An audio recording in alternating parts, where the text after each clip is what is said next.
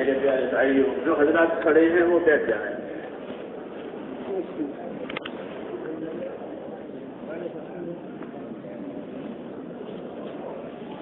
میرے پیارے بھائیوں، تبلیغ اور دعوت وہ کیا چیز ہے؟ کیا چیز ہے؟ تو بات یہ ہے کہ تبلیغ اور دعوت اپنی زندگی کی ذمہ داریوں کو پورا کرنا ہے آخرت بنانے کے لیے. یہ تبلیغ کہ اپنی زندگی کی ذمہ داریوں کو پورا کرنا اس لیے کہ آخرت بنانے کے لیے. یہی تبلیغ ہے کہ اللہ نے ہم پر کیا ذمہ داریاں ڈالی ہیں، اس کو سمجھنا، سیکھنا اور پھر اس کو آخرت بنانے کے لیے پورا کرنا. نبیوں کی دعوت اور تبلیغ میں آخرت خاص چیز ہے. وَأَخْلَصْنَاهُمْ بِخَالِصَةٍ ذِكْرَ اللَّهِ. انبیاء کرام کے بارے میں یہ فرمایا. آخرت کے بارے میں یہ حضرات پوری طرح یکسو ہوتے ہیں، کچھ نہیں چاہتے دنیا سے. فرمایا میری مثال تو ایسی ہے کہ کوئی مسافر جنگل میں سفر کر رہا ہے، راہگیر ہے، وہ کسی طرح کے سائے کے نیچے تھوڑی دیر بیٹھ جائے، سستا لے اور پھر اپنا راستہ لے. ایسا ہمارے دنیا کا قیام نہیں کرنا ہے. میں نے یہ عرض کیا حضرات سے کہ بھائی تبلیغ دعوت کیا چیز ہے کہ اپنی زندگی کی ذمہ داریوں کو پورا کرنا ہے آخرت بنانے کے لیے. کیونکہ ہر آدمی وہ آخرت کا مسافر ہے. جدہ کا مسافر جدہ کی طرف جائے گا، بمبئی کا مسافر بمبئی کی طرف جائے گا، تو ہی وہ مسافر ہے، ورنہ وہ پھٹکا ہوا ہے. جی ہاں، اس لیے آخرت کا مسافر وہ آخرت کی طرف جائے گا. آخرت کی اس کی اپنی جگہ ہے، پھر وہاں سے واپسی نہیں. مسافر کی واپسی ہوتی ہے، دنیا کا سفر کرے کہ دین کا سفر کرے پھر واپس آتا ہے. کیونکہ مسافر اپنے ٹھکانے پر واپس ہوگا. اور آخرت وہاں سفر ختم ہو جائے گا، اس لیے پھر وہاں سے واپسی نہیں. وہ دارالقرار ہے، وہاں سدا مدہ رہنا ہے. سدا مدہ رہنا ہے، وہ دارالقرار ہے. ان الآخرۃ ہی دارالقرار. وہ دارالقرار ہے، وہاں سدا مدہ رہنا ہے. اس لیے سدا مدہ کی زندگی گزارنی ہے، اس جگہ کو بناؤ. حضور صلی اللہ علیہ وسلم اپنی دعا میں یہ مانگتے تھے، اللہم اصلح لی دینی الذی هو عصمت امری واصلح لی دنیای التي فيها معاشی واصلح لی آخرتی التي فيها معادی واجعل الحیاة زیادة لی فی کل خیر واجعل الموت راحة لی من کل شر. اے اللہ میری دنیا سنوار دے، میری دنیا سنوار دے. کیوں کہ اس میں میری معاش اور میرا گزران ہے. ہر آدمی گزر رہا ہے تو صحیح سلامت گزر جا رہا ہے کہ یہاں میرا معاش ہے، میرا گزارا ہے. پہلے تو میرا دین سنوار دے کہ میرے دین پر میرا سارا دار و مدار ہے. یہاں کامیابی کا دار و مدار دین پر ہے. عصمت و عمری کہ میری کامیابی، میری حفاظت، یہ سب کا دار و مدار میرے دین پر ہے. اس لیے میرا دین سنبھال دے، میری دنیا سنبھال دے. کہ اس میں میرا گزران ہے، اور آخرت میری سماج ہے کہ وہ میرا ٹھکانا ہے۔ یہ دعا مانگی ہے، دعا اس لیے مانگی ہے کہ ہم کو دعا سکھانی ہے۔ آپ صلی اللہ علیہ وسلم نے ہم کو دعائیں سکھائی ہے کہ اللہ سے کیا مانگو گے، چھوٹے بچے کی طرح نہیں ایک ٹافی مانگ لی ہو گیا کام۔ بچے ہوتے ہیں تو ٹافی دے دی، نہیں، کیا مانگنا ہے وہ بھی سکھایا، کیا کرنا ہے وہ بھی سکھایا۔ معلم الناس الخیر، نبی کہ لوگوں کو خیر کی باتوں کو سکھانے والا۔ وَيُعَلِّمُكُم مَّا لَمْ تَكُونُوا تَعْلَمُونَ، ہمارا نبی تم کو وہ باتیں سکھائے گا جو تم نہیں جانتے ہو۔ یہ احسان ہے اللہ تعالیٰ۔ تو میں یہ عرض کر رہا تھا میرے بھائیوں کہ بھائی تبلیغ کیا ہے؟ تو آپ حضرات نے سمجھ لیا نا کہ ہاں کہ اپنی زندگی کی ذمہ داریوں کو اس طرح پورا کرنا ہے کہ ہماری آخرت بن جائے، کہ آخرت اصل ہے۔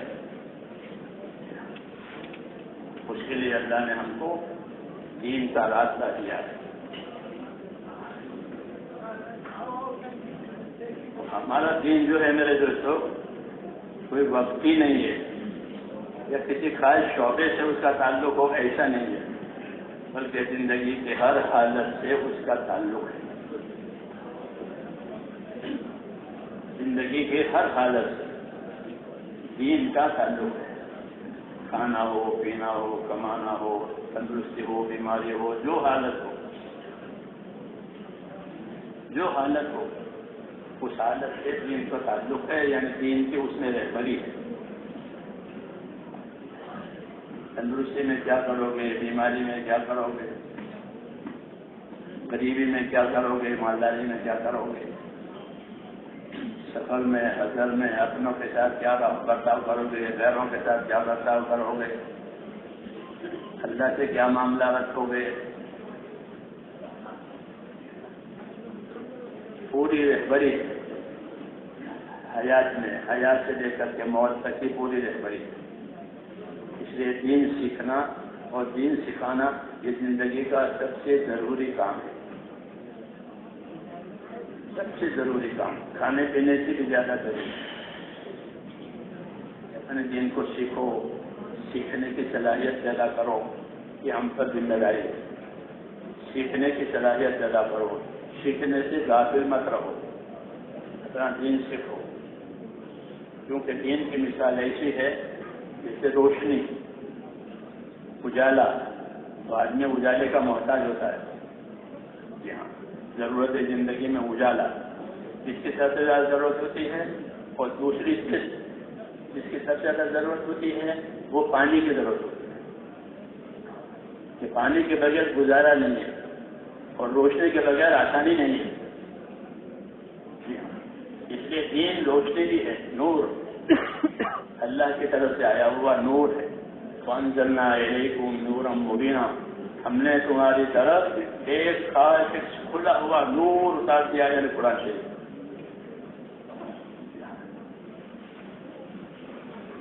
قرآن شریف نور ہے، وہ نور، اس میں نور ہدایت ہے۔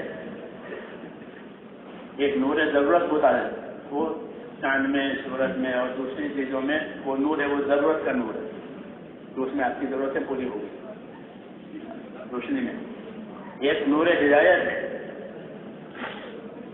ہاں، وہ نور دل کو چاہیے، یہ روشنی آنکھوں کو چاہیے، کیونکہ یہ روشنی ہوگی تو آنکھیں کام نہیں کرے گی اندھیرے میں۔ ایسے ہی دلوں کے لیے روشنی ہے، وہ نور ہدایت جو رسول صلی اللہ علیہ وسلم کو دیا گیا ہے۔ وَأَنزَلْنَا إِلَيْكُمْ نُورًا مُبِينًا قَدْ جَاءَ إِلَيْكُمْ وَأَنزَلْنَا إِلَيْكُمْ نُورًا مُبِينًا، اور رسول صلی اللہ علیہ وسلم کو بھی اللہ تبارک و تعالیٰ نے نور دے کر بھیجا ہے، یعنی آپ کے طریقے، آپ کی سنتیں، آپ کی طرف سے جو ہدایتیں ملی ہیں وہ بھی نور ہے۔ سنت کا نور سب سے زیادہ ہے، سنت کا نور، اس لیے عادات میں عبادات میں ہمیں سنت طریقے سکھائے گئے ہیں. عادات میں بھی سنت طریقے کہ سیدھے ہاتھ سے اچھے کام کرو، ویسے کام دوسرے ہاتھ سے کرو. کسی کا عائشہ صدیقہ فرماتی تھی حضور صلی اللہ علیہ وسلم اپنا یہ دایاں ہاتھ اچھے کاموں میں استعمال ہوتا تھا، کسی کو دینا لینا. اور دوسرا کام ہے جوتی پکڑنا ہے، جوتی لینے ہاتھ، جوتی کون سے ہاتھ سے پکڑانی کہ الٹے ہاتھ سے. جو ایسی چیزیں ہیں اس کے لیے کہ اس کے لیے بایا، جو اچھی اچھی چیزیں ہیں اس کے لیے سیدھا. یہ سنت طریقے آداب سے لے کر کے فرائض تک سب سنت طریقے سکھائے. کیوں کہ اس سے زندگی میں نورانیت آتی ہے. سب سے زیادہ نورانیت یہ کس میں سے سنتوں کی پیروی. اس لیے حضور صلی اللہ علیہ وسلم کو اللہ تعالیٰ نے بھیجا ہے دو بڑی نعمتوں کے ساتھ. دو بڑی نعمتوں کے ساتھ بھیجا ہے، ایک ایمان ایک علم. ایک ایمان اور ایک علم. ایمان لا الہ الا اللہ محمد رسول اللہ، یہ ایمان کا کلمہ ہے، کلمہ طیبہ ہے. اللہ سے تعلق کا کلمہ ہے، اللہ پر یقین، اللہ کی قدرت پر یقین، اس کے خزانوں کا یقین اس کلمے میں. اور یہ کہ نفع کا، نقصان کا، عزت کا، ذلت کا جتنے حالات ہیں ان تمام حالات کا مالک اللہ ہے. وہ تمام حالات اللہ کی طرف سے آئیں گے، اللہ کی طرف سے اٹھا لیے جائیں گے. جیسے موسموں کو اللہ لاتے ہیں، دن چھوٹے ہو گئے، آج کل رات بڑی ہو گئی، یہ حالت، اور اس کو اٹھا لیں گے، یہ دن بڑے ہو جائیں گے اور راتیں چھوٹی ہو جائیں گی. ایسے ہی جو انسانیت بچتی ہے ان کے حالات کبھی تنگ ہو جائیں گے، کبھی کھل جائیں گے. رات بہت لمبی ہے، آرام کرو، بہت لمبی. اس لیے کہا یہ لمبی لمبی راتیں ہیں، چھوٹے چھوٹے دن ہیں کہ اس کو غنیمت باردہ بتایا. یہ غنیمت باردہ ہے، ٹھنڈی غنیمت. یعنی روزہ رکھو گے تو کوئی لمبا روزہ نہیں ہوگا، اور رات کو عبادت کرو گے تو بڑا موقع ملے گا اور کوئی دقت نہیں. گرمی میں دقت ہوتی ہے، رات کی بھی دن کی بھی، رات چھوٹی ہو گئی، دن لمبے ہو گئے، گرمی ہو گئی، طبیعت میں محلال اور کمزوری آ جاتی ہے گرمی کی وجہ سے، اعصاب بھی کمزور ہو جاتے ہیں. اس میں نہیں ہوتے. غنیمت باردہ، روزہ رکھو گے تو وہ بھی ہلکا ہوگا، عبادت کرو گے تو بڑا موقع ملے گا. رات میں تو اللہ کی طرف سے حالات آتے ہیں، کھول دیتے ہیں، حالات تنگ کر دیتے ہیں. اور حکمت یہ ہے کہ حالات کو اللہ تعالیٰ امتحان کے لیے لاتے ہیں. ہاں، وَنَبْلُوكُمْ بِالشَّرِّ وَالْخَيْرِ فِتْنَةً، کہ ہم تمہارے لیے خیر اور شر کے حالات سے آزمائیں گے تو دیکھیں گے کہ کون کتنا پابند ہے، کون کتنا متوجہ ہے، کون کتنا متوجہ ہے مقصد کی طرف، کون کتنا پابند ہے مقصد پورا کرنے میں. یہ حالات میں رکھا ہے. پھر جب وہ صحیح اترے گا تو اللہ تعالیٰ اس کو اصل کام کا بھی بدلہ دے گا اور حالات کا بھی بدلہ دے گا. حالات کا بھی بدلہ دیں گے اور اصل کام کا بھی بدلہ دیں گے. یہ انعام ہے. بھائی اعلیٰ ٹھنڈے پانی سے وضو کیا ہے سب سردی میں، کہ وضو کا بھی ثواب ہے اور ٹھنڈ کا بھی ثواب ہے. سب گرمی میں دوپہر کو مسجد دور تھی پھر بھی چل کر کے ظہر کی نماز پڑھی، گرمی میں چل کر کے. ہاں، یہ گرمی میں چل کر کے گیا ہے اس کا بھی انعام ہے اور نماز کا بھی انعام ہے.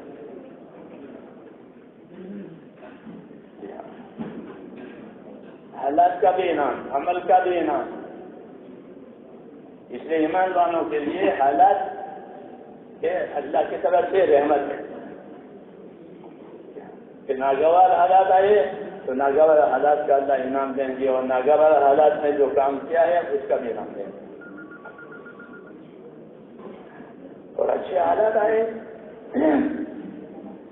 کہ اچھے حالات میں شکر گزاری کی ہے۔ کیا کیا ہے؟ اچھے حالات میں غفلت آ جاتی ہے، بے پرواہی آ جاتی ہے کہ اب تو حالات اچھے ہو گئے، کوئی پریشانی نہیں ہے، کھانے کے پینے کے نہیں، یہ بات نہیں، بلکہ اچھے حالات شکر گزاری کے لیے ہوتے ہیں۔ نبیوں کا یہی طریقہ کہ وہ اچھے حالات میں شکر گزار ہوتے ہیں۔ سلیمان علیہ السلام کو اللہ نے بادشاہت دی، ساری دنیا کی، اور دعا سے دی۔ کسے دی؟ انہیں کوئی بادشاہ عدالت کرنے کے لیے کوئی اسٹیشن نہیں لڑنے پڑے ان کو، جی ہاں، لوگوں سے لڑیاں نہیں لڑنے پڑی ملک حاصل کرنے کے لیے، جی ہاں، کوئی مروجہ طریقہ نہیں ملک لینے کے لیے، بلکہ محض دعا پر ان کو ساری دنیا کی بادشاہت دی۔ پرندوں پر ان کی بادشاہت ہے، جناتوں پر ان کی بادشاہت ہے، ہواؤں پر ان کی بادشاہت ہے۔ وہ کہتے تھے کہ یہ اللہ نے مجھے دیا ہے، لیکن اللہ مجھے دیکھے گا کہ میں اس نعمت میں شکر گزار ہوں کہ نہیں۔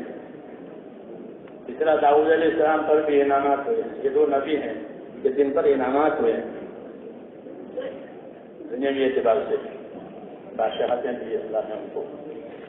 داؤد علیہ السلام کو بھی بادشاہت دی، ایسی بادشاہت دی کہ سارے بنی اسرائیل ان پر متفق ہو گئے، ورنہ بنی اسرائیل متفق نہیں ہوتے، تجربی ان کے اندر ہے، ان پر متفق ہو گئے۔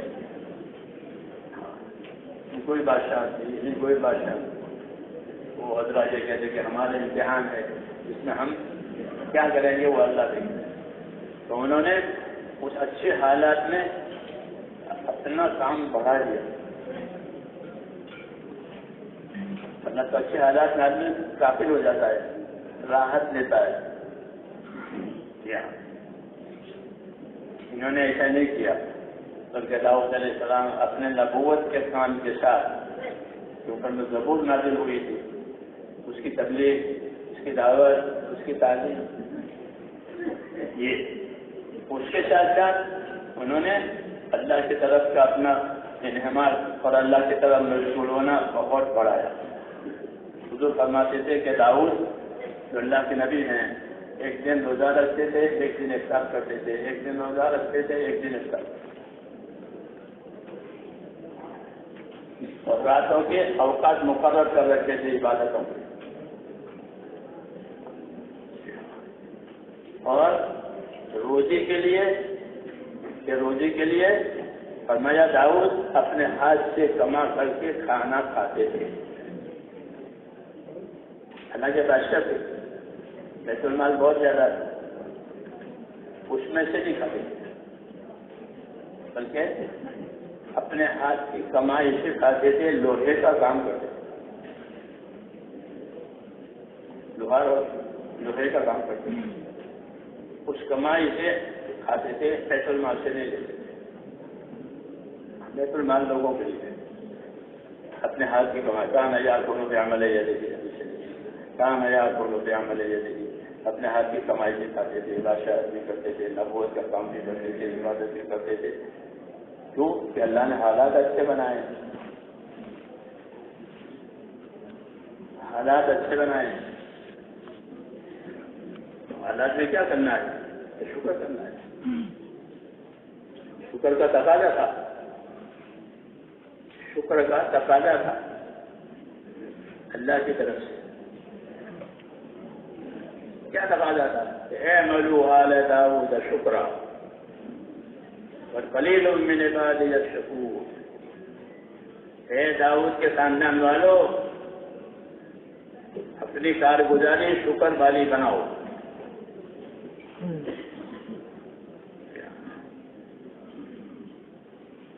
کیا کرو کہ اپنی کارگزاری شکر والی بناؤ۔ اعملوا آل داؤد شکرا۔ کیوں؟ یہ تو حکم دیا اور ایک شکایت کی. شکایت کیا کی کہ وَقَلِيلٌ مِّنْ عِبَادِيَ الشَّكُورُ، میرے بندوں میں شکر گزار تھوڑے ہی. سرکاری رپورٹ، اس سے زیادہ رپورٹ کیا ہوگی کہ اللہ کو کہہ رہا ہے کہ میرے بندوں میں شکر گزار تھوڑے. یہ آگاہ کیا ہے اللہ نے یہ چیزیں اتار کے کہ بھائی اچھے حالات میں شکر گزار بنے. میرے شکر گزار بندے تھوڑے ہی ہیں. جی ہاں، یہ بڑی دعوت ہے، بڑی تنبیہ ہے. میرے شکر گزار بندے تھوڑے.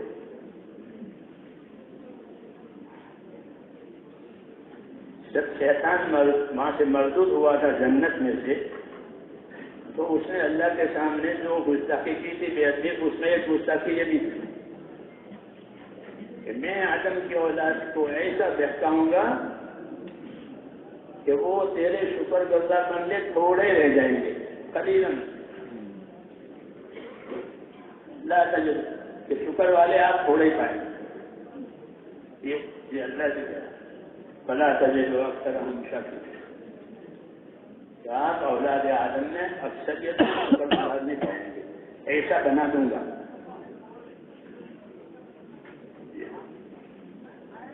ناشکر بننا، حالات کی وجہ سے غافل ہو جانا، جب تو اچھے حالات ہو گئے، یہ ہمارا طریقہ نہیں ہے.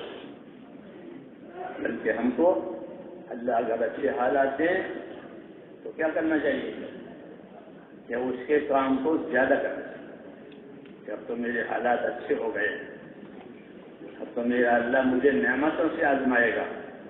ابھی مصیبتوں سے آزماتا ہے، اب نعمتوں سے آزمائے گا. تو نعمتوں کی آزمائش میں جمنے والے تھوڑے ہوتے ہیں.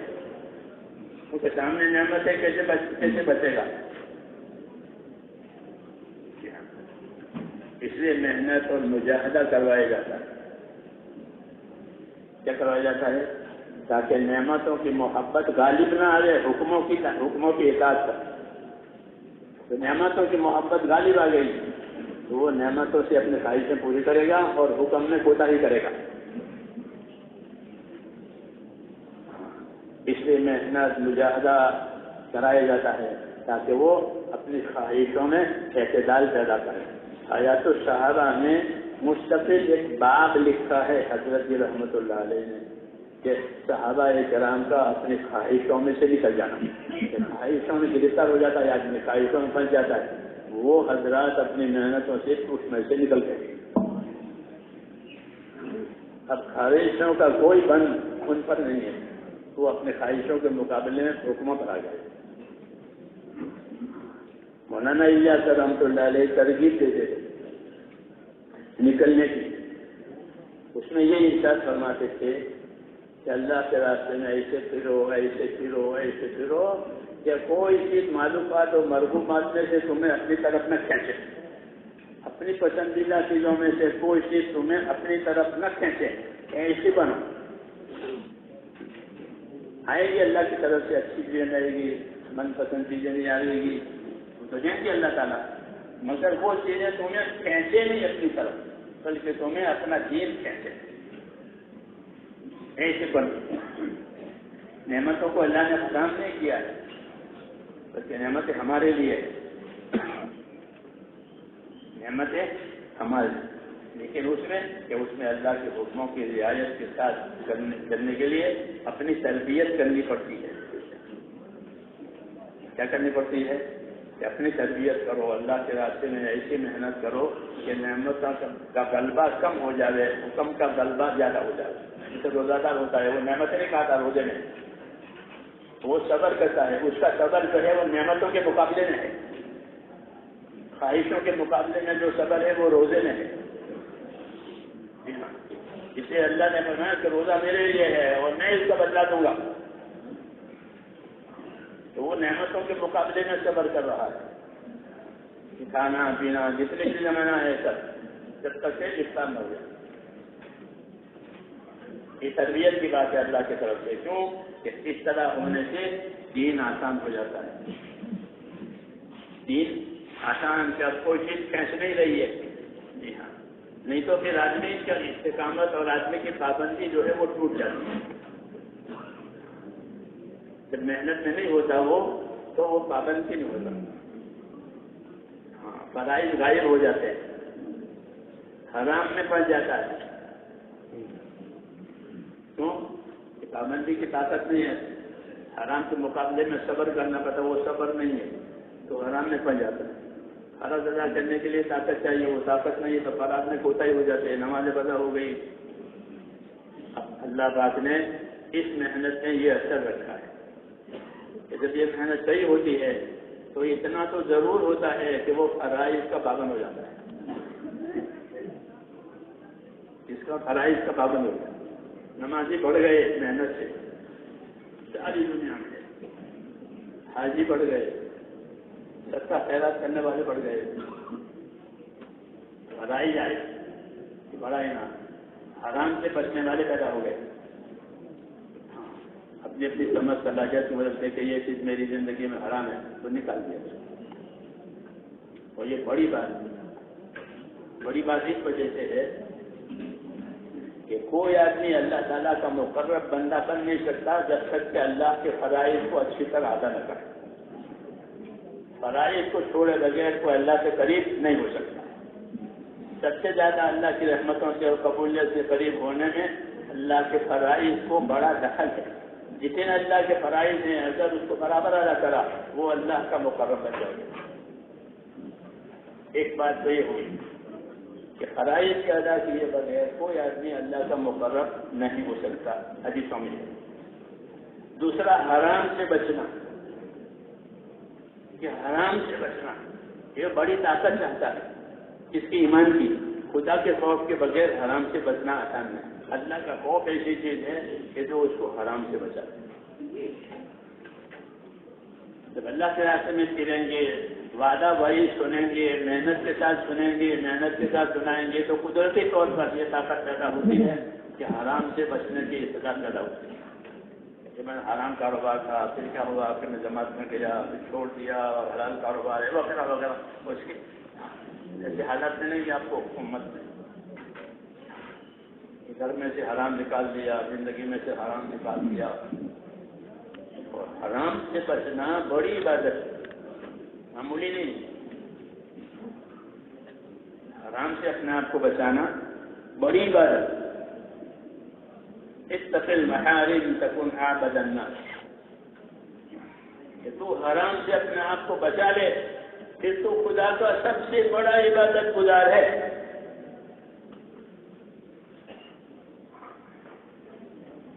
مختلف لائنوں کے حرام ہوتے ہیں, خالی شراب شوگر نہیں بلکہ مختلف لائن. اللہ کے محرمات, اللہ کے منع کی ہوئی چیزیں ہیں, ان سے بچنا ضروری ہے, ان سے دور رہنا ضروری ہے. تو اس کی طاقت پیدا کرنی پڑتی ہے. اللہ پاک نے ہم کو جو محنت دی ہے اس محنت میں اللہ نے یہ اثر بھی رکھا ہے کہ آدمی میں حرام سے بچنے کی طاقت پیدا ہوتی ہے, فرائض کے ادا کرنے کی طاقت پیدا ہوتی ہے. یہ نعمت ہے اللہ تعالیٰ کی ہے. اس لیے میں نے کہا بھائی تبلیغ کیا کہ اپنی زندگی کی ذمہ داریوں کو پورا کرنا ہے آخرت بنانے کے لیے. اس لیے ان ذمہ داریوں کو سمجھنا اور سیکھنا, اتنے پر گزارا نہیں کر لینا ہے کہ میرا وقت لگا دیا. بہت اچھا کیا, وقت لگایا ہے. وقت لگانے سے کیا حاصل ہوا؟ صبح شام تک آدمی دکان میں بیٹھتا ہے, وقت دیتا ہے دکان کو تو دیکھتا ہے کیا کمایا, سال میں کیا کمایا. یہ ہم محنت میں کیا ملا, تو اس محنت میں بھی ہمیں یہ دیکھنا ہمیں کیا ملا کہ آخرت کا رجحان ہمارے اندر پیدا ہو جائے. کیا پیدا ہو جائے؟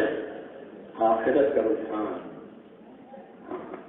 اللہ تعالیٰ نے ہم کو آخرت کے لیے پیدا کیا. ان الدنیا خلقت لکم وانکم خلقتم للآخرہ. یہ فرمایا کہ دنیا اللہ نے تمہارے لیے پیدا کر دی اور کسی کے لیے پیدا، جناتوں کے لیے جانوروں کے لیے دنیا نہیں پیدا ہوئی ہے، ہمارے لیے پیدا ہوئی ہے، اور صرف پیدا ہی نہیں کی ہے بلکہ پیدا کر کے دنیا کو ہمارے کام میں لگایا۔ یہ بھی بڑا کمال ہے کہ دنیا کو ہمارے کام میں لگا دیا۔ وَسَخَّرَ لَكُم مَّا فِي الْأَرْضِ جَمِيعًا، زمین میں جتنی چیزیں ہیں ان سب کو اللہ نے تمہارے کام میں لگا دیا، لوہا ہو، لکڑا ہو، جانور، تمہارے کام کے لیے۔ جی ہاں،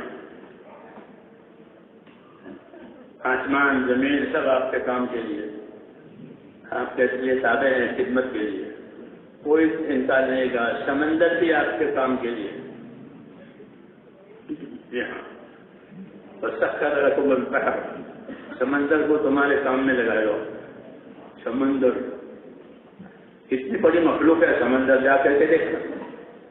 کبھی جماعتوں میں جاتے تھے ہم بمبئی سے پانی کے راستے سے، ہاں جب جہاز آگے نکل جاتا تھا گودی بندرگاہ سے، پھر دنیا نظر نہیں آتی تھی، پانی پانی، نہ پہاڑ نہ جھاڑ، کوئی چیز نہیں، پانی پانی، جہاں تک نظر جائے اس میں وہ جہاز چلتا ہے۔ یہ بڑی مخلوق ہے، بہت بڑی مخلوق سمندر کہ وہ تمہارے کام میں لگائے۔ چنانچہ لوگ سمندروں کے راستے سے روزی کماتے ہیں، سمندر کے راستے تجارتیں ہوتی ہے، نوکریاں ہوتی ہے، سمندر سے مچھلی بھی نکالتے ہیں، موتی بھی نکالتے ہیں، کیا بڑے بڑے کاروبار، بڑے بڑے جہاز چلتے ہیں۔ کیوں کہ سمندر کچھ نہیں کرتا، وہ تمہارا دادے ہے۔ سمندر کو پھاڑتی ہوئی کشتیاں نکلتی ہے، پتھر اور پھول کو مواقع رکھی، کہ تم دیکھو گے کہ سمندر میں جہاز پانی کو پھاڑتا ہوا جاتا ہے۔ یہ سب کیا ہے کہ اللہ تعالیٰ کے احسانات ہیں، کہ تمہاری دنیا بنائی اور دنیا کو تمہارے کام میں لگائی۔ حدیث شریف دیکھ، لیکن تم کو آخرت کے لیے بنائے، یہ نہیں بھولنا چاہیے، میں آخرت کے لیے ہوں، اور پھر آخرت بنانے کا سامان دیا، خالی آخرت کے لیے نہیں بنایا بلکہ آخرت بنانے کا سامان بھی دیا۔ کہ آخرت بنانے کا سامان کیا ہے؟ کہ آخرت بنانے کا سب سے بڑا سامان وہ ایمان ہے۔ ایمان کے بغیر آخرت نہیں بنے گی۔ وہ وہاں کا سکہ ہے، وہ وہاں کی کرنسی ہے۔ جی ہاں، کہ سب سے پہلے ایمان، لا الہ الا اللہ۔ ہر نبی اس کلمے کو لے کر آیا، کیونکہ وہ آخرت کا داعی ہے، بندوں کی آخرت بنانی ہے، تو وہ ان کو آخرت کا کام سکھائے گا کہ وہ تمہارا ایمان ہے، لا الہ الا اللہ، ایک اللہ ہے، اس کے سوا کوئی عبادت کے لائق نہیں، اس کے سوا کوئی کارساز نہیں ہے، اس کے سوا کوئی نفع نقصان کا مالک نہیں، اس کے سوا کوئی مددگار نہیں۔ یہ اس کی شان ہے، اسی کی عبادت کی جائے گی، اسی سے سوال کیا جائے گا، اسی سے دعا مانگی جائے گی۔ اس نے عبادت کا حکم دیا ہے، مدد کا وعدہ کیا ہے، دعا کا حکم دیا ہے، قبول ہونے کا وعدہ کیا ہے۔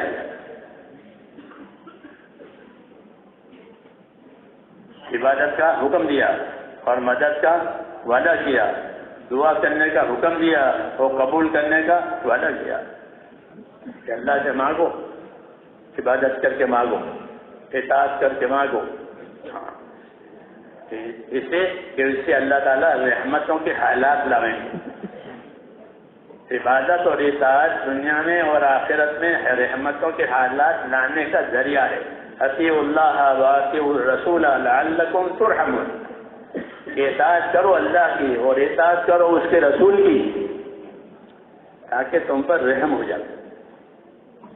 تو رحم کے اسباب یہ ہے، دنیا میں بھی اور آخرت میں بھی، ایمان اور ایمان کی غرض اور غایت کہ ایمان اللہ تعالیٰ نے اطاعت کے لیے دیا ہے کہ اللہ پر ایمان لا کر اس کے تابع دار اور اطاعت کرنے والے بنو. وما ارسلنا من رسول الا لیطاع باذن اللہ، کہ ہم نے جب کبھی دنیا میں کوئی رسول بھیجا ہے تو اس کے بھیجنے کی کوئی وجہ نہیں سوائے اس کے کہ وہ اللہ تعالیٰ کے بندوں کو اللہ کی اطاعت کی طرف لاوے، کیونکہ اطاعت کے بغیر جنت نہیں ملے گی. اطاعت کے بغیر جنت نہیں ہے، اور جنت نہیں ہے تو اور کیا ہے؟ یہ تو ہو جائے، دوسری جگہ ہی نہیں ہے، تیسری کوئی جگہ نہیں ہے بیچ کی، یا جنت یا دوسرا. بس اس لیے اطاعت کا راستہ بتایا. اطاعت پر عمل کرنے کے لیے جان اور مال کی طاقت دی ہے. جس کی جان اور مال کی طاقت، اللہ حدیث کو جان کی طاقت بھی دیتے ہیں، اس کے مقدر کا مال بھی دیتے ہیں.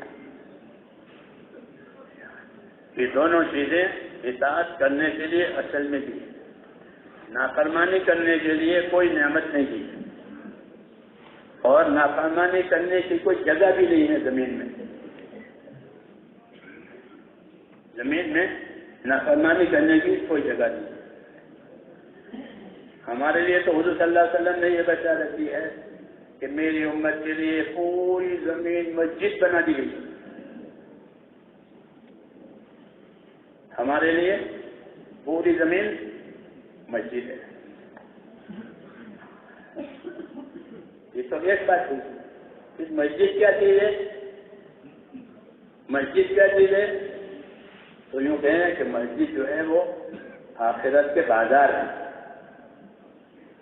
آپ کتابیں پڑھو گے تو میں نے کہا کہ مسجد کیا ہے؟ کہ مسجدیں آخرت کے بازار ہیں.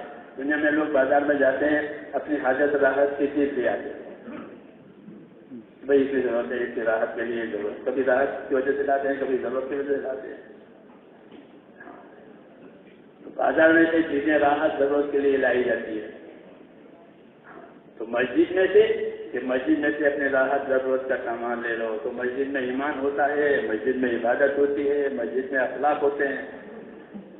جی ہاں، مسجد کا یہ موضوع ہے. تو ہماری تو ساری زمین مسجد، جہاں چاہو نماز پڑھ لو. پانی نہیں ہے تو اسی زمین میں تیمم کر لو. ہاں، تو ساری زمین کو اللہ پاک نے مسجد بنایا. تو گویا ہماری زندگی مسجد والی. کیا والی؟ مسجد والی. مسلمان کی زندگی مسجد والی،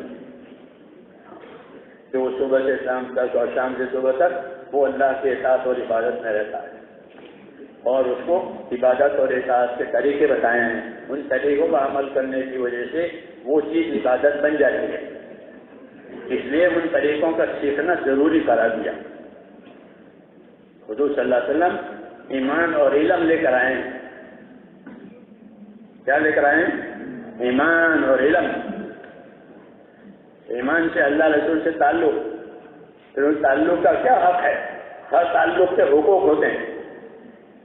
ہر تعلق کے حقوق ہوتے ہیں. بیوی سے تعلق ہے تو بیوی کا حقوق ہے، اولاد سے تعلق ہے تو اولاد کے حقوق ہیں، زمین جائیداد سے تعلق ہے تو اس کے حقوق ہیں. ہر تعلق حقوق مانگے گا. تو اللہ رسول سے بھی تعلق ہے جہاں کہ اللہ کی عبادت کی جائے گی اور رسول صلی اللہ علیہ وسلم کی تابعداری کی جائے گی اس عبادت میں. یہ حق ہے. حضرت معاذ رضی اللہ تعالیٰ عنہ سے حضور نے پوچھا کہ معاذ، آپ کو معلوم ہے اللہ کا کیا حق ہے؟ کہ مجھے کیا معلوم، آپ بتائیں گے. تو فرمایا کہ اللہ کا حق یہ ہے کہ اسی کی عبادت کی جائے گی، اس کے ساتھ کسی کو شریک نہیں کیا جائے گا. تو زندگیوں کو عبادت بنانا اور اپنی رہائش کو مسجدیں سمجھنا. جی ہاں، تاکہ اس سے آخرت بنے. تو میں نے کہا کہ آخرت بنانے کے لیے اللہ نے ایمان دیے، اور پھر اس ایمان کے حقوق پہچاننے کے لیے اللہ نے نبی صلی اللہ علیہ وسلم پر علم اتارا. کیا اتارا؟ نبی پر علم اترتا ہے. وہ علم رہبری کرتا ہے زندگی کے مختلف حالات میں کہ اب کیا کرنا ہے، اب کیا کرنا ہے، کس چیز سے بچنا ہے، کس چیز کو کم کرنا، کس چیز کو زیادہ کرنا، کس نیت سے کرنا، کس طریقے سے کرنا. یہ نبی کی رہبری ہوتی ہے، علم کی رہبری. اس علم کا ہونا زندگیوں میں فرض ہے. اس لیے کہا کہ علم سلسلہ ہر مسلمان پر فرض ہے. جو چیز اس پر فرض ہوئی اس کا علم فرض ہو گیا. نماز فرض ہوئی تو نماز کا علم فرض ہو گیا کہ نماز کیسے صحیح ہوگی، نماز کیسے بگڑے گی، نماز کی کیا فضیلت ہے، نماز پڑھوں گا تو کیا ملے گا. اس یقین کے ساتھ، اس ترتیب کے ساتھ نماز پڑھے، مالدار ہو گیا. کیا ہو گیا؟ مالدار ہو گیا. یہ زکوٰۃ کا علم فرض ہو گیا. زکوٰۃ دینی ہے، کتنی دینی ہے، کس کو دینی ہے، کب دینی ہے، کس مال سے دینی ہے، یہ فرض ہے. زمانے کے رواج کے مطابق کوئی کام کر لینے سے وہ عمل نہیں بنتا، وہ رواج بنتا ہے. اللہ کا حکم ہو، نبی کا طریقہ ہو، نیت کی اخلاص ہو، اس سے بنتا ہے عمل. اس سے عمل بنتا ہے، نہیں تو رواج پر کچھ نہیں ملتا. رواج میں غفلت ہوتی ہے. تو جو چیز ہم کر لیں اس کو فرض ہو جائے اس کا علم فرض ہے. نہیں تو وہ جہالت سے اللہ کرے گا، وہ قابل قبول نہیں ہے. ایک غلطی بھی آپ غلط سے چلاؤ تو وہ رد کرے گا. یہ صحیح نہیں ٹھیک سے چلاؤ، پڑھتا والا ہے کیوں کہ وہ آپ کی غلط لکھی ہے. تو غلط چیز کی کوئی قیمت ہوتی نہیں. اس لیے اپنے عمل کو سنبھالنے کے لیے ہم کو اللہ تعالیٰ نے علم دیا ہے، اور اپنے عمل کی قدر کرنے کے لیے فضائل کا علم دیا، اور عمل کو صحیح کرنے کے لیے مسائل کا علم دیا، تاکہ ہم دونوں کو سیکھ کر کے اپنے عمل سے اپنے آخرت بنائیں. دوسری بات ہے کہ ہماری زندگی سب کی ملی جلی ہے. انسان ایسی مخلوق ہے کہ پیدا ہوتے ہی اس کے تعلقات پیدا ہو جاتے ہیں. پیدا ہوتے ہی اس کے تعلقات پیدا ہو جاتے ہیں. حیوانوں کے تعلقات نہیں پیدا ہوتے، انسانوں کے تعلقات پیدا ہوتے ہیں. جی ہاں، حیوانوں کے نہیں ہوتے. کون ماں کون باپ ہو، پرندے کا بچہ اڑنے والا ہو گیا تو وہ اڑ جاتا ہے، کون ماں کون باپ ہوئی. اس طرح ہر جانور. آپ کا ایسا نہیں ہے، آپ سے بہت تعلقات ہیں، بہت تعلقات. اس لیے ان تعلقات میں کیسے رہو گے اس کا علم دیا ہے. کیونکہ آدمی تعلقات کے بارے میں یا تو ظالم بنے گا، کیا بنے گا؟ یا ظالم بنے گا یا محسن بنے گا، یعنی احسان کرنے والا بنے گا. دونوں میں سے ایک بات ہوگی. یا کم سے کم بچنے والا بنے گا. یہ تیسرا کہ نہ کسی پر احسان ہوا، نہ کسی پر ہوا، اپنی عبادت کر لی، یہ بھی غنیمت. ہاں، اس لیے ہم کو علم دیا ہے. جی ہاں، کہ اپنے اللہ کی مخلوق کے ساتھ کیسے رہو. تو دو باتیں بنیادی بتائی مخلوق کے بارے میں. مخلوق کے بارے میں دو باتیں بنیادی بتائی. وہ دو باتیں بنیادی کیا ہیں؟ ان اللہ یامر بالعدل والاحسان. یہ بنیادی بات ہے مخلوق کے ساتھ کہ اللہ نے حکم دیا ہے تم کو کہ کس چیز کا؟ کہ انصاف کرنے کا، احسان کرنے کا. کہ مخلوق کے ساتھ کیسے رہو گے؟ کہ مخلوق کے ساتھ انصاف سے رہیں گے. کیسے رہیں گے؟ انصاف کے ساتھ. یعنی جو چیز اپنے لیے پسند کرو گے وہی دوسروں کے لیے پسند کرو گے، جو چیز اپنے لیے ناپسند کرو گے وہ دوسروں کے لیے ناپسند کرو گے. کہ جب تو ایسا بن گیا کہ جو چیز اپنے لیے پسند کرتا ہے وہی بھائی کے لیے پسند کرتا ہے، جو اپنے لیے ناپسند کرتا ہے وہ اپنے بھائی کے لیے ناپسند کرتا ہے، تو مومن ہو گیا. ہاں تو مومن ہو گیا. یہ انصاف کا درجہ ہے کہ جو چیز اپنے لیے پسند کرو وہی دوسروں کے پسند کرو، جو چیز اپنے ناپسند کرو دوسروں کے نہ. یہ کیا ہوا؟ انصاف. اقرب للتقوی، انصاف کرو کہ یہ تقوی جو ہے وہ انصاف جو ہے تقوی سے قریب ہے کہ اس سے آدمی متقی بنتا ہے. جتنا متقی ہوگا اتنا انصاف کرنے والا ہوگا.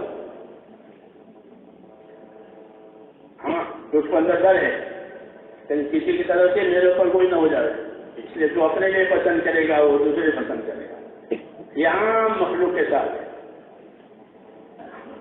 جانوروں کے ساتھ بھی کہ جانور پر ان کی طاقت سے بوجھ نہ ڈالو، ان کا حق ادا کرو. حدیثوں میں مولانا سامنے نے تو باقاعدہ ایک کتاب لکھی ہے جانوروں کے حقوق کے بارے کہ ان کے حقوق ہیں. پالو جانور کوئی حرج نہیں، لیکن ان کے حق کی ادائیگی کے ساتھ، کیونکہ دنیا حق ادا کرنے کی جگہ ہے، آخرت بدلہ پانے کی جگہ ہے. جو حق ادا کر کے جائے گا وہ بدلہ پائے گا. کتے کو بھی پانی پلا دے تو جنت میں جائے. جی ہاں، تو یہ حکم ملا ہے انصاف کرنے کا. انصاف کرنا بہت بڑی عبادت ہے. انصاف کرنے والا حاکم اللہ کے عرش کے سائے کے نیچے ہوگا، اور انصاف کرنے والے حاکم کی دعائیں قبول ہوتی ہے. جیسے روزہ دار کی افطار کے وقت میں قبول ہوتی ہے، اس کی دعا قبول ہوتی ہے. یہ اللہ کا مقرر بندہ ہو گیا. کیوں؟ یہ انصاف سے رہتا ہے، انصاف کر کے لوگوں کے حقوق کی حفاظت کرتا کراتا ہے. تو مخلوق کے ساتھ کیسے رہو گے؟ انصاف کے ساتھ. جو اپنے لیے پسند کریں گے وہ دوسروں کے لیے پسند کریں گے، جو اپنے ناپسند کریں گے وہ دوسروں کا. اور اس سے اگلا حکم کہ احسان کرنے کا حکم ہے کہ انصاف کے ساتھ احسان کرو، یعنی اپنی طرف سے ان کو فائدہ پہنچاؤ اور ان سے کوئی فائدہ مت لو. فائدہ دے کر فائدہ پہنچانا یہ تجارت ہے. وہ تو ہے دنیا میں کہ پیسے دو شکل لے لو. آپ کو شکل چاہیے کہاں تو پیسے لو. پیسے دیے شکل مل گئی، پیسے دیے دودھ مل گیا. متاجرہ. پیسے دو مال لو، مال دو پیسے دو. ایک شکل ضرورت پورا کرنے کے لیے. لیکن جو حقوق کی ادائیگی کے لیے احسان کرو، دوسروں کو معاف کر دو. کیا کر دو؟ معاف کر دو. معاف کرنا احسان ہے، بدلہ لینا جائز ہے. معاف کرنا احسان ہے کہ معاف کرنا سیکھو. معافی دو لوگوں کو، درگزر کرو، اپنے سینوں کو صاف رکھو. معاف کر دے معاف کرے گا تو سینہ صاف ہو جائے گا. اب دل میں کچھ نہیں ہے، معافی ہو گئی. احسان. ایسے ہی اپنی جان مال سے دوسروں کو نفع پہنچاؤ، ان سے نفع کی امید مت رکھو. یہ مخلوق کے ساتھ انصاف کے ساتھ رہنا احسان. احسان دو طریقے سے ہوتے ہیں، دینی بھی دنیاوی بھی.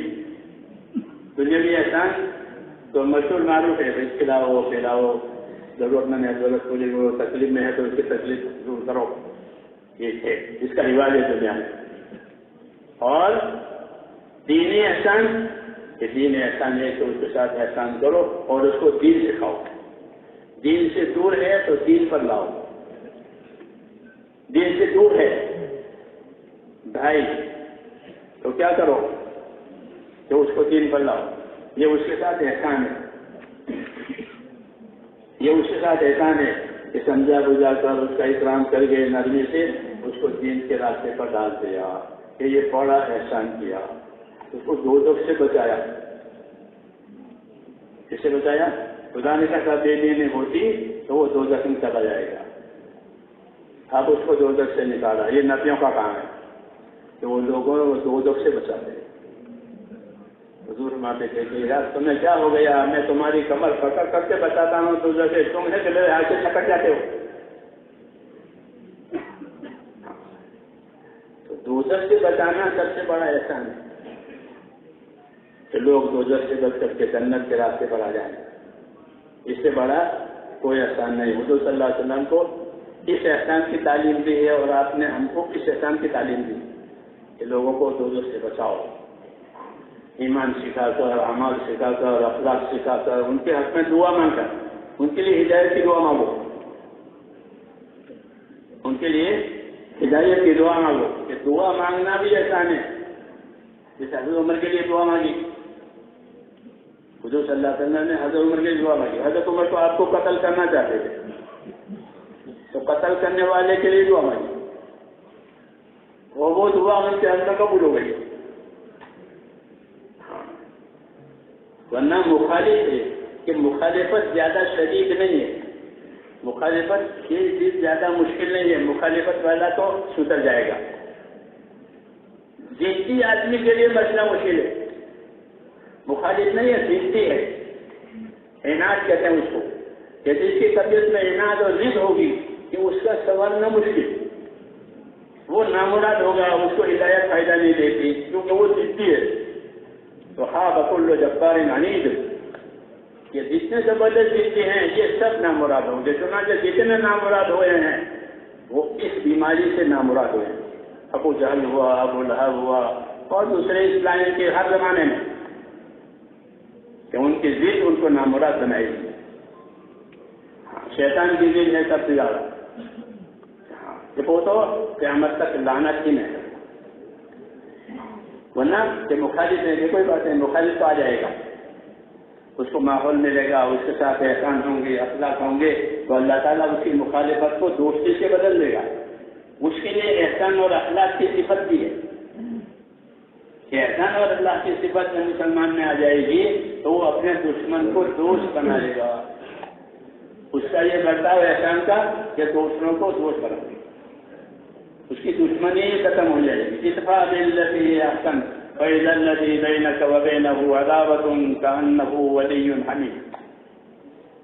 یہ برائی کا بدلہ بھلائی سے دو, اس کو برائی کو دفع کرو بھلائی سے, تو ایسا تمہارا برتاؤ احسان کا ہوگا تو جو تمہارا دشمن ہے وہ تمہارا دوست ہو جائے گا. یہ انعام ہے اللہ تعالیٰ کا. جی ہاں, کہ محبت پیدا ہو جائے گی, اور محبت ایمان کی برکات میں سے ہے کہ جب ایمان پھیلتا ہے تو محبتیں پھیلتی ہیں. ان الذین آمنوا وعملوا الصالحات سیجعل لهم الرحمن ودا. ایمان اور اعمال اس کا اثر یہ ہے کہ مودت اور محبت پیدا ہوگی, اور محبت کے بعد سارے کام آسان ہو جاتے ہیں. بغیر محبت کے سارے کام مشکل پڑتے ہیں, اور محبت میں سارے کام آسان. ماں اور باپ کو محبت ہوتی ہے تو وہ اپنے بچوں کی طرف سے کوئی مشکل ہے, میرے بچے ہیں, میرے بچے ہیں, دوا نہیں ہے کہاں بیٹا, کتابیں نہیں ہے کہاں بیٹا, فلاں چیز میں پڑھنے کہاں بیٹا, سب چیزوں میں ہاں. کیوں؟ محبت ہے. اللہ نے وعدہ کیا ہے کہ محبت کی فضا ایمان اور عمل سے ہوگی. جیسے صحابہ کرام جن میں محبت پیدا ہوگی, پہلے دشمن تھے, قبیلے کا ضعف ختم ہو گیا. تو حالات کے بدلنے کا تعلق سب سے زیادہ دین سے ہے کہ جب دین آئے گا اللہ حالات بدلیں گے. مدینہ منورہ ایک بیماری تھی, وہ مشہور تھی عرب میں, اس کو حمہ یثرب کہتے تھے. یثرب مدینہ منورہ کا پرانا نام ہے جو بعد میں بدل دیا گیا. مدینہ کو لوگ یثرب سے پہچانتے, اس کا ترجمہ اچھا نہیں ہوتا تو اس کو بدلا گیا. تو اس جاہلیت کے زمانے میں اس بخار کو کہتے تھے حمہ یثرب. یثرب کا بخار وہ بہت سخت ہوتا تھا. مہاجرین بھی جب گئے تو ان کو بخار ہو گیا, اور کمر توڑ بخار. جب حضور صلی اللہ علیہ وسلم تشریف لے گئے, مہاجرین تشریف لے گئے, تو ایک مدت ان پر آ, پھر اللہ تعالیٰ نے اس وبا کو نکال دیا.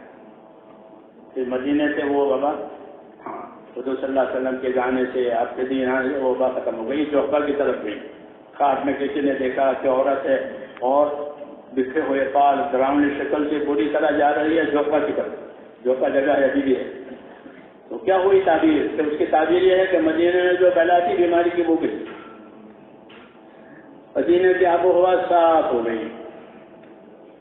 تو اللہ تعالیٰ نے یہ نشانیں قائم کی ہیں کہ اللہ تعالیٰ دین کی برکت سے سارے حالات کو ٹھیک کرے گا، کبھی دیر سے ہوگی، لیکن رحمت کے حالات جو بنیں گے وہ دین پر بنیں گے. اطیعوا اللہ واطیعوا الرسول لعلکم ترحمون، سب کے لیے اطاعت میں آ جاؤ، اللہ کی اطاعت میں آ جاؤ، اللہ کے نبی کی، کہ پھر تمہارے اوپر رحمت ہوگی. اگر اطاعت کی عمومی فضا بن گئی تو اللہ تعالیٰ عمومی فضاؤں میں رحمتیں لائیں گے اور ان کے کام بنائیں گے، ان کے مسائل آسان ہو جائیں گے رحمتوں سے. ہاں، رحمت والا راستہ بنانے کے لیے محنت کا ذمہ دار امت کو بنایا ہے. اس لیے میں نے عرض کیا کہ تبلیغ کیا ہے کہ اپنی زندگی کی ذمہ داریوں کو اس طرح پورا کرنا ہے کہ جس سے ہماری آخرت بنے. وہ ہے، اس کو نہیں بھولنا چاہیے کہ ہم کو آخرت بنا کے دنیا میں زندگی گزارنی ہے. بھول بھی ہو جائے گی، گناہ بھی ہو جائے گا، تو بھول سے اور گناہ سے آخرت بگڑتی نہیں ہے. ہاں، بلکہ اس کے سدھارنے کا ہم کو راستہ بتائے. ہاں، کوئی اپنی بات پر اڑ جائے گناہ پر تو اس کی آخرت جائے گی. اڑا نہیں ہے، گناہ ہو گیا ہے کہ بندہ ہے، اسے گناہ تو ہو جائے گا، لیکن اللہ کو یہ پسند ہے کہ گنہگار اللہ سے معافی مانگا کرے. تو اللہ اس کے معافی مانگنے کو پسند کرتے ہیں. اللہ خود معاف کرنے والے ہیں. اللہ کا اجماع ہے عفو کن کہ معافی دینے والا، اور معافی مانگنے والے کو پسند کرتے ہیں، معافی مانگنے والے سے محبت کرتے ہیں. تو اللہ نے معافی کا دروازہ بھی رکھا ہے، عمل کا دروازہ بھی رکھا ہے. ان دونوں کے مجموعہ سے اللہ تعالیٰ جو ہے دنیا کے حالات بھی ٹھیک کریں گے، آخرت کے حالات بھی ٹھیک کریں گے. لیکن ہم کو اپنی ذمہ داری پوری کرنے کا ذمہ دار بنایا ہے کہ ہم سے مدد مانگو اور ذمہ داری پوری کرو. ہم سے مدد مانگو اور ذمہ داری پوری کرو. استغاثہ ہوگا تو استجابہ ہوگا. استغاثہ کہتے ہیں اللہ سے فریاد کرنے کو. کیا کرنے کو؟ اللہ سے فریاد ہے. اللہ سے فریاد کی ہے کہ اللہ تعالیٰ فریاد رسی کریں گے، انہیں تمہاری فریاد کو دور کریں گے. اسے حکم ملا ہے کہ دعا بھی کرو، اور دعا کرنے کا حکم دیا ہے اور قبول کرنے کا وعدہ کیا. اس لیے ہم اپنے کام کے لیے اپنی محنت کو نبی صلی اللہ علیہ وسلم کے طریقوں کو اس کو ملحوظ رکھتے ہوئے پھر دعا بھی مانگیں گے. یہ دعا مومن کا ہتھیار ہے. دعا کیا ہے؟ کہ دعا مومن کے واسطے اللہ نے ایک ہتھیار دیا ہے. مسافر کو، جنگل میں جانے والوں کو اپنے پاس کچھ ہوتا ہے، لکڑی ہوتی ہے، ہتھیار. کوئی بات پیش آ گئی تو ہتھیار. تو حالات کا مقابلہ کرنے کے لیے دعاؤں کا ہتھیار دیا ہے کہ تمہارے پاس حالات آئیں گے تو کیا ضرورت ہے؟ دعا مانگیں گے. کہ بیماری آئی تو یونس علیہ السلام نے دعا مانگی تو بیماری اچھی ہوگی. اور کہ فرعون کے ظلم ہوئے تو موسیٰ علیہ السلام نے دعا مانگی. کہ اولاد نہیں ہے تو زکریا علیہ السلام نے دعا مانگی. تو دعاؤں سے بڑے بڑے مسئلے حل کروائے نبیوں نے. اس کے قصے قرآن پاک میں، اس کے قصے قرآن پاک کے دعاؤں سے اللہ نے بڑے عیسیٰ علیہ السلام نے آسمان سے دسترخوان کروایا، دعا مانگ کر لو. ان کے ساتھیوں نے کہا تو آسمان سے دسترخوان کروایا. تو دعاؤں سے اللہ نے بڑے بڑے کام کیے.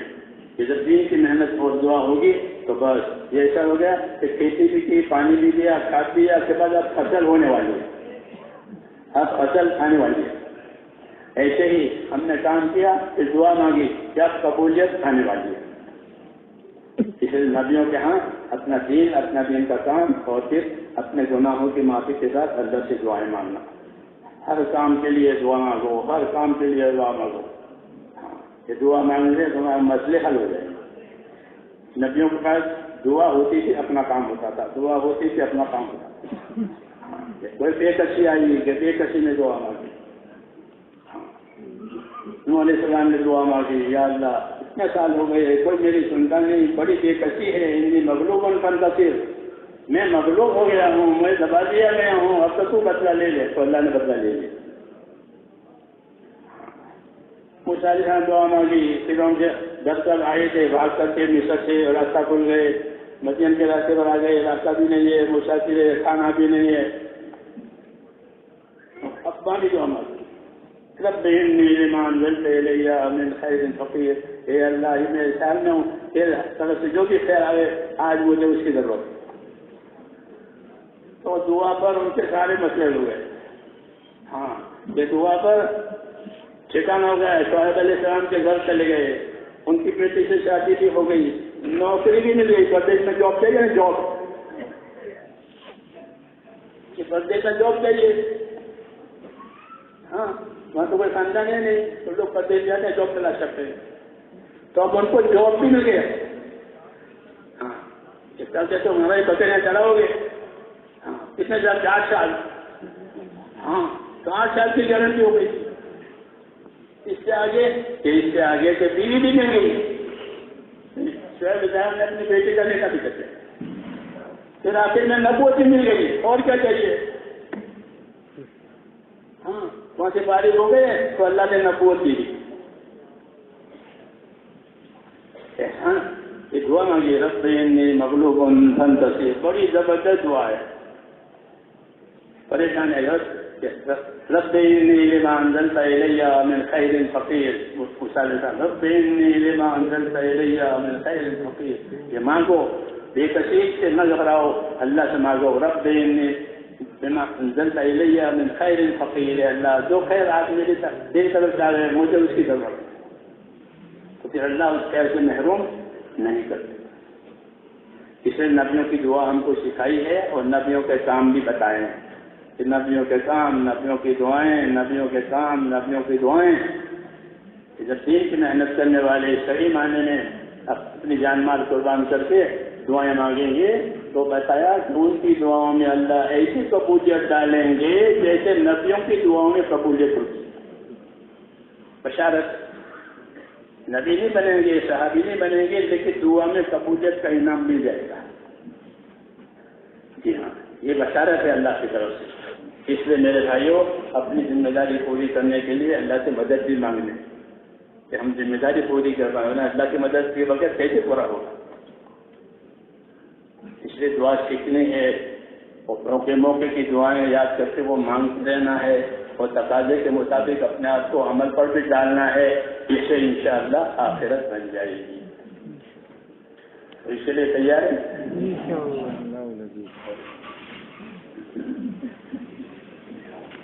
اب دعا مانگنی ہے. دعا جو ہے امیدوار بن کے مانگنا, نا امید بن کے مانگنا.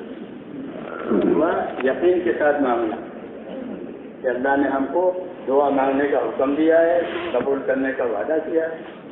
اس لیے جو ہماری اجتماعی دعا ہے یہ تو ہر وقت آپ کو نہیں ملے گی. وہ تو اجتماع کے موقع پر اجتماع دعا ملے گی.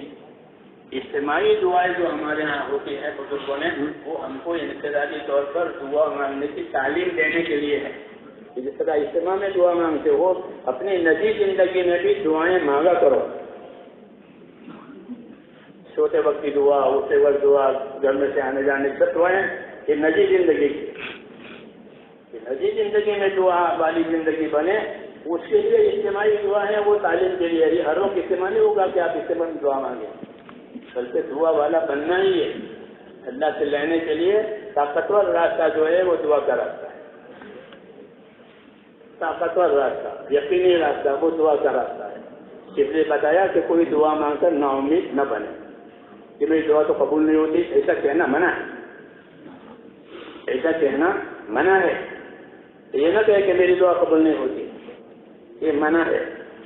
دعا قبول ہوتی ہے ایمان والے کی, ہاں, اور محفوظ ہوتی ہے اوپر. پھر موقع سے اللہ اس کو دیتے ہیں, اس نے مانگا ہے تو.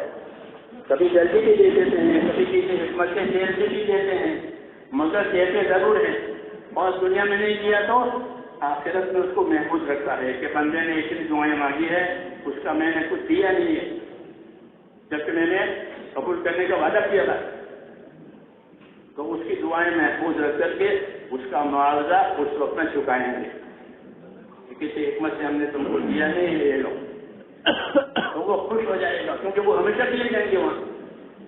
یہاں تو وقتی طور پر اولاد مانگی ہے, وہ اولاد پیدا بھی ہوئی, مر بھی گئی, خود بھی مر گئے. وہاں جو چیزیں میں تو ہمیشہ کے لیے, تو وہ تمنا کرے گا کہ ساری دعا قبول نہ ہوتی اور یہاں ملتا تو اچھا ہوتا. یہ سب باتیں قرآن میں, حدیث میں ہم کو سکھائی گئی تاکہ ہمارا رخ اللہ کی طرف سے صحیح ہو جائے. معافی مانگنے والے بنے. کیا بنے؟ اللہ اللہ کو معافی مانگنے والا پسند ہے۔ اللہ نے حضور صلی اللہ علیہ وسلم کو ایسے سکھایا، اللہم اجعلنی من الذین اذا احسنوا استبشروا واذا اساءوا استغفروا، کہ اللہ مجھے ایسا بنا دے کہ نیکی ہو جائے تو میں خوش ہو جاؤں کہ الحمدللہ نیکی ہو گئی، اور مجھ سے خطا ہو جائے تو میں معافی مانگنے لگ جاؤں۔ کیوں؟ یہ بات اللہ کو پسند ہے کہ بھول ہو گئی معافی مانگنے آیا ہے، معافی دے دیں۔ یہ سب باتیں سکھائی گئی ہے امت کو، اور اس کو اس راستے میں بڑا فائدہ یہ ہے کہ چلتے پھرتے اٹھتے بیٹھتے سیکھنا سکھانا آتا ہے، شوق سے سیکھنا یہ تبلیغ میں ہے، اسی کتابوں سے سیکھنا یہ بھی ہے مدرسوں میں اور استادوں کے پاس، تبلیغ میں آپس کی صحبت سے سیکھنا، جی ہاں صحابہ والا طریقہ، جی ہاں یہ آسان ہے غریب اور ہر عمر والے کے لیے، جی ہاں وہ سیکھ سکتا ہے۔ اللہ ہمیں اس کی توفیق عطا فرمائے۔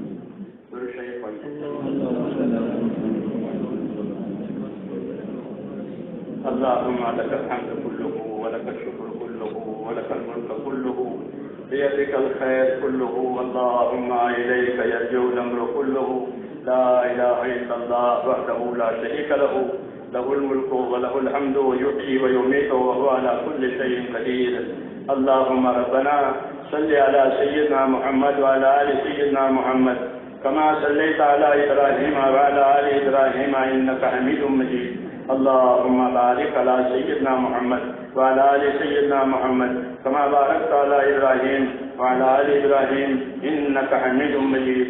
اللهم اجعلنا نبينا محمدا صلى الله عليه وسلم بما هو أهله، واجزي الأنبياء كلهم خيرا، وسلام على المرسلين والحمد لله رب العالمين۔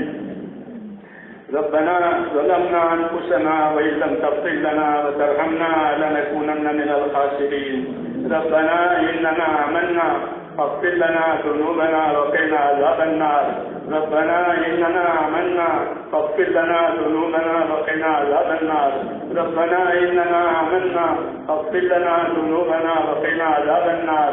اللهم اغفر لي ولوالدي واغفر يا رب جميع المؤمنين والمؤمنات والمسلمين والمسلمات الأحياء منهم والأموات، ولإخواننا الذين سبقونا بالإيمان، ولا تجعل في قلوبنا غلا للذين آمنوا ربنا إنك رؤوف رحيم۔ اللهم اشرح صدورنا للإسلام، اللهم حبب إلينا الإيمان وزينه في قلوبنا وكره إلينا الكفر والفسوق والعصيان، اللهم اجعلنا من الراشدين، اللهم اجعلنا من الراشدين، اللهم اجعلنا من الراشدين۔ اللهم أقبل بقلوبنا إلى دينك، وأقبل بقلوب جميع المسلمين إلى طاعتك، اللهم إن قلوبنا ونواسينا وجوارحنا بيدك لم تملكنا منها شيئا، وإذا فعلت ذلك بنا فكن أنت ولينا واهدنا إلى سواء السبيل، اللهم كن أنت ولينا واهدنا إلى سواء السبيل، اللهم كن أنت ولينا واهدنا إلى سواء السبيل۔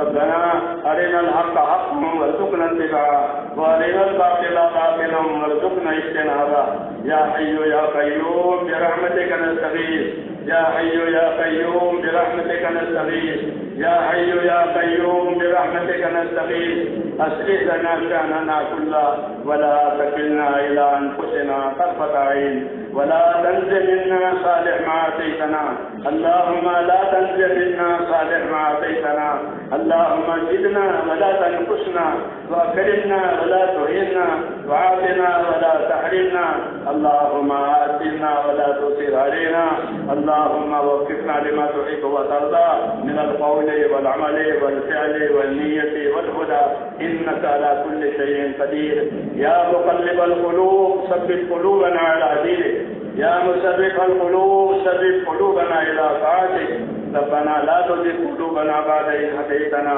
وهب لنا من لدنك رحمة إنك أنت الوهاب، اللهم ربنا آتنا في الدنيا حسنة وفي الآخرة حسنة وقنا عذاب النار، اللهم ربنا آتنا أفضل ما تؤتي عبادك الصالحين، اللهم آتنا أفضل ما تؤتي عبادك الصالحين، اللهم آتنا أفضل ما تؤتي عبادك الصالحين، واعطنا أفضل ما تؤتي الناس من المال والأهل والولد غير ضال ولا مضل فاطر السماوات والأرض أنت ولينا في الدنيا والآخرة توفنا مسلمين والحقنا بالصالحين غير خزايا ولا ندامة ولا مفتونين. اللهم إنا نسألك رضاك والجنة ونعوذ بك يا رب من غضبك والنار. اللهم إنا نسألك رضاك والجنة ونعوذ بك من غضبك والنار. اللهم إنا نسألك رضاك والجنة ونعوذ بك يا رب من غضبك والنار. اے اللہ ہماری مغفرت فرما دے، ایک ایک امتی کی مغفرت فرما دے. اے اللہ پوری امت تیرے دربار میں ہم قصوروار ہیں اور ہم آپ کے پاک دربار میں اقراری مجرم ہیں. اے مولا ہم کو اپنے جرموں کا اقرار ہے، ہم تیرے دربار میں اقراری مجرم ہیں. اے اللہ ہماری مغفرت فرما دے، ہماری مغفرت فرما دے، پوری امت کی پوری مغفرت فرما دے. تیرے حقوق کے ادا کرنے میں ہم سے زیادتیاں بھی ہو گئی ہے، ہم سے کوتاہیاں بھی ہو گئی ہے. اے اللہ ہماری زیادتیوں سے بھی درگزر فرما، ہماری کمائی کوتاہیوں کی باتوں کو بھی معاف فرما اور اپنے فضل کو مسلسل ہمارے ساتھ جاری فرما دے. اور جس راستے سے تو راضی ہے اور جس محنت سے اور جس کام سے تو راضی ہے ہمیں اس کے لیے زیادہ سے زیادہ پابند بنانے کی توفیق عطا فرما. ہم اپنے آپ کو پابند بنا کر چلیں اور ہماری آخرت کو سامنے رکھ کر کے ہم اپنی زندگیوں کو گزارنے والے بنیں. اب ہمارے ایمانوں میں ترقی عطا فرما، ایسی ترقی عطا فرما جو ہمیں تیرے نافرمانیوں سے بچا دے اور تیری ذمہ داریوں پر قائم کروا دے اور حالات میں ثابت قدمی نصیب ہو جائے. ایسا ایمان اور یقین ہمیں نصیب فرما دے. ہماری نمازوں کو جاندار بنا دے، ہمیں خوش و خضوع والی نماز عطا فرما دے. ایسی نمازیں نصیب فرما دے جو تیری رحمتوں کو اتارنے والی اور تیری برکتوں کو شامل حال کرنے والی اور مسائل کو دور کرنے والی. اے اللہ دعاؤں میں قبول کرنے والی نمازیں اے اللہ ہمیں عطا فرما. تیرا دین سیکھنے سکھانے کی ہمیں بھرپور توفیق عطا فرما. ہمارے اخلاق کو بہتر سے بہتر بنا دے. اے اللہ ہمارے اخلاق کو بہتر سے بہتر بنا دے. تیرے بندوں کے حقوق کی ادائیگی کی توفیق عطا فرما دے اور آخرت میں ہم کو کسی کے حق میں گرفتار نہ فرما. اے اللہ آخرت میں ہم کو کسی کے حق میں گرفتار نہ فرما، بلکہ ہماری مغفرت فرما کر ہماری اعانت فرما. تیرے حقوق کی ادائیگی میں بھی ہماری اعانت فرما، تیرے بندوں کے حقوق کی ادائیگی میں بھی ہماری اعانت فرما. ہماری نیتوں میں اخلاص عطا فرما. اے اللہ اخلاص عطا فرما. ہمارے دلوں کا رخ صرف تیری ذات کی طرف ہو جائے اور کسی مطلب کی طرف ہمارا دل نہ جائے، بلکہ ہمارے دلوں کا رخ تیری بازگاہ کی طرف، تیری رضا جوئی کی طرف ہمارے دلوں کو پھیر دے. صحابہ کرام نے تیری رضا جوئی کو اپنی زندگی کا مقصد بنایا اور تیری رضا کی تلاش میں ہمیشہ رہے. یتقون فضلا من اللہ ورضوانا، یہ نعمت ہم کو بھی عطا فرما دے کہ تیری رضا مندی سے ہمیں محبت عطا فرما، تیری خوشنودی سے ہمیں محبت عطا فرما. ہم اپنی زندگی کے کاموں کو، اپنے دین کے کاموں کو صرف تیری رضا کے لیے بنے. اور اے اللہ ہماری آخرت کو آسان فرما دے. اے اللہ ہماری آخرت کو آسان فرما دے. جہنم کے عذاب سے ہم تیری پناہ مانگتے ہیں، قبر کے عذاب سے تیری پناہ مانگتے ہیں. اے اللہ ہر قسم کی فتنوں سے ہم تیری پناہ مانگتے ہیں، دجال کی فتنوں سے اور ہر قسم دنیا کی فتنوں سے اب ہم کو اپنی پناہ میں لے لے اور اپنے خیر ہم کو عطا فرما دے. اس دنیا میں بھی عافیت نصیب فرما، جانوں میں، مالوں میں اور ہر چیز میں ہم کو اس دنیا میں بھی عافیت نصیب فرما اور آخرت کی عافیت نصیب فرما. اے اللہ زندگی کے جتنے دن باقی ہیں اپنی مرضیات پر، اپنے حکموں پر گزروا دے. مرنے کا وقت آئے تو ہم کو یہ ہے کہ اس کو ہم کو ایمان پر خاتمہ نصیب فرما، حسن خاتمہ کی دولت نصیب فرما، سوئے خاتمہ سے حفاظت فرما. موت اور مابعد موت میں ہمارے لیے برکت مقدر فرما. اے اللہ موت اور مابعد موت میں ہمارے لیے برکت مقدر فرما. موت اور مابعد موت میں برکت مقدر فرما. زندگی کو بہتر سے بہتر بنا دے اور موت برکت والی عطا فرما دے. قبر کے عذاب سے اور آخرت کی رسوائیوں سے اور حساب کی شدت سے ہماری اور پوری امت کی پوری مغفرت فرما. ہماری زندگی کی جو ذمہ داریاں ہیں اے اللہ اس کو اخلاص اور استقامت کے ساتھ ادا کرنے کی بھرپور توفیق عطا فرما. جتنے رکاوٹیں ہیں، جتنی دشواریاں ہیں، جتنی پریشانیاں ہیں اے اللہ ہمیں ہمارے گناہوں کو معاف فرما کر ان تمام پریشانیوں کو، ان تمام قرض کو ہم پر سے وہ پوری امت پہ اٹھا لے. اے اللہ بیماروں کو صحت عطا فرما. اے اللہ بیماروں کو صحت عطا فرما. پریشان حالوں کی پریشانیاں دور فرما. مصیبتوں کی مصیبتیں دور فرما. جو لوگ قرض کے دباؤ میں ہیں اللہ ان کے قرضوں میں آسانی پیدا فرما. حلال پاک روزیوں کے دروازے کھول دے. حلال پاک روزیوں کے دروازے کھول دے. حرام سے ہماری اور پوری امت کی پوری حفاظت فرما. اور جب مرنے کا وقت آئے